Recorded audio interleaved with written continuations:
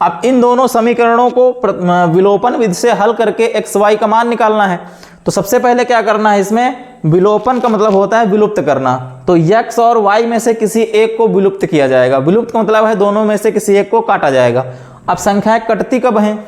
कटती तभी हैं जब एक संख्या प्लस में हो, एक संख्या माइनस में हो और दोनों संख्याएं बराबर हों। दोनों संख्याएं बराबर हों, प्लस माइनस में हो तो कट जाती हैं। तो यहां पर सबसे पहले हम देखेंगे कि x और y में से क्या कोई बराबर है। तो x तो बराबर नहीं है, ऊपर 3x है, नीचे 4x है। लेकिन y जो है उसमें देखो पहले वाले में 2y है और नीचे वाले में भी 2y है, y बराबर है। और दोनों के चिन्ह भी क्या हैं, अलग अलग हैं। एक प्लस है एक माइनस है तो कट जाएगा। तो जब चिन्ह ना बदलना हो तब दोनों समीकरणों को जोड़ा जाता है। यहां लिखेंगे जोड़ने पर।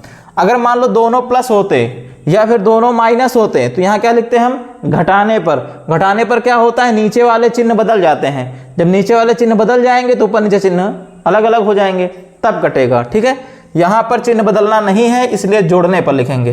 तो माइनस का 2y प्लस का 2y कैंसिल हो गया। 3x और 4x दोनों जुड़ जाएंगे, कितना हो जाएगा, 4 3 7x, दोनों प्लस में है जुड़ गए, बराबर 8 और 6 दोनों प्लस में है, 8 6 14। तो x बराबर हो जाएगा 14/7, 7 दूनी 14, x बराबर आ गया 2। x बराबर कितना आ गया, 2। अब जो x का मान निकलेगा, ये x का मान समीकरण 1 में रखो या 2 में रखो, दोनों में से किसी एक में रख के हम y का मान निकाल लेंगे। x बराबर 2 जैसे है तो इसको हमने समीकरण 1 में रख दिया। समीकरण 1 में रखने पर क्या हो जाएगा, 3x प्लस 2y। तो x के स्थान पर क्या लिखना है, 2। x का मान 2 आया तो 3x मतलब 3 गुणे 2 हो गया, प्लस 2y बराबर 8। 3 दूनी 6 प्लस 2y बराबर 8।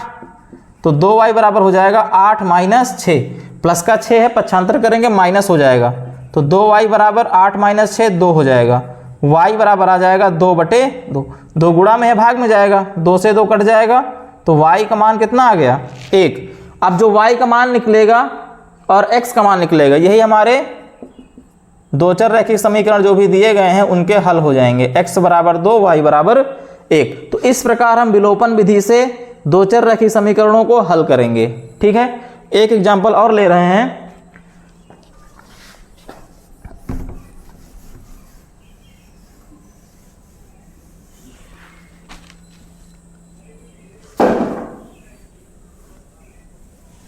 जैसे मान लो कि दिया है 4x माइनस 3y बराबर 6, ये पहला समीकरण है। और दूसरा है 2x minus 2y, 2x minus 2y बराबर 2। इन दोनों समीकरणों को हल करना है और हल करके एक्स वाई का मान निकालना है। तो अगर इसको हमको विलोपन विधि से लगाना है तो सबसे पहले क्या करना है, x और y में से किसी एक को बराबर करना है। तो यहां पर ना तो x बराबर है ना ही y बराबर है। x में ऊपर 4 है नीचे 2 है, y में ऊपर 3 है नीचे 2 है, ना x बराबर है ना ही y बराबर है। तो किसी एक को पहले हम बराबर करेंगे, चाहे x बराबर करो चाहे y बराबर करो। जैसे मान लो कि हमको y बराबर करना है, ठीक है। तो जब y को बराबर करना है तो y के हम गुणांक देखेंगे। y के गुणांक जो हैं, ऊपर कितना है 3 गुणांक है, नीचे कितना है 2 है। तो अब क्या करना है, दोनों को बराबर। तो बराबर करने के लिए नीचे वाले गुणांक से ऊपर गुणा कर दो और ऊपर वाले गुणांक से नीचे गुणा कर दो। नीचे 2 है तो पहले समीकरण में 2 से गुणा हो गया, ऊपर 3 है तो नीचे वाले समीकरण में 3 से गुणा हो गया। अब गुणा करो, जब गुणा करेंगे तो पूरे समीकरण में गुणा होगा। 2 से गुणा करो, 2 गुणे 4, 2 चौको 8x माइनस 2 तिहाई 6y बराबर 2 छाक 12।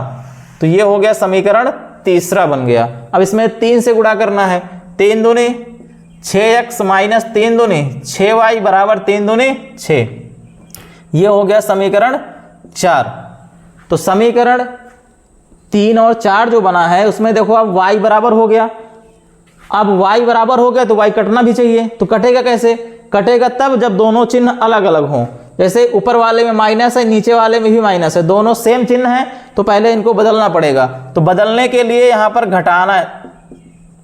घटाना पड़ेगा दोनों समीकरणों को, ठीक है। अगर चिन्ह ना बदलना हो तो जोड़ा जाएगा, अगर चिन्ह बदलना है तो घटाया जाएगा। घटाने पर नीचे वाले चिन्ह जो नीचे वाला समीकरण होगा उसके चिन्ह बदल जाएंगे।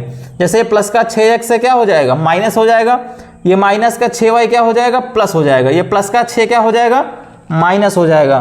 तो प्लस का 6y माइनस का 6y हो गया कैंसिल, ये प्लस हो गया माइनस हो गया कट गया। अब यहाँ पर बचा 8x माइनस 6x, तो 8 में माइनस 6 कितना बचेगा, प्लस का 2x बराबर 12 माइनस 6, 12 माइनस 6 6 बचेगा। तो x बराबर हो जाएगा 6/2, गुणा में है भाग में जाएगा, काट दो इसको, 2 ही 6।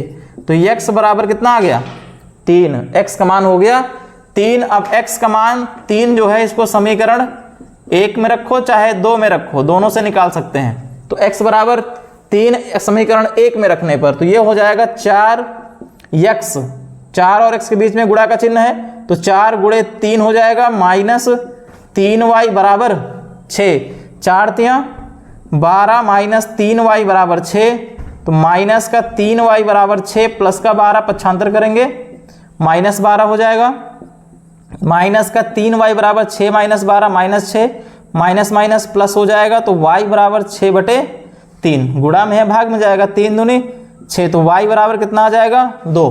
तो x बराबर आ गया 3 और y बराबर आ गया 2।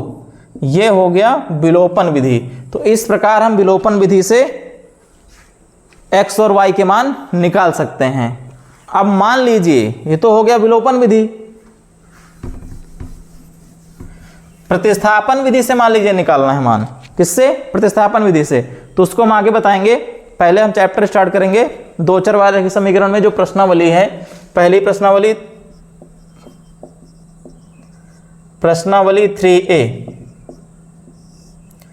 3A प्रश्नावली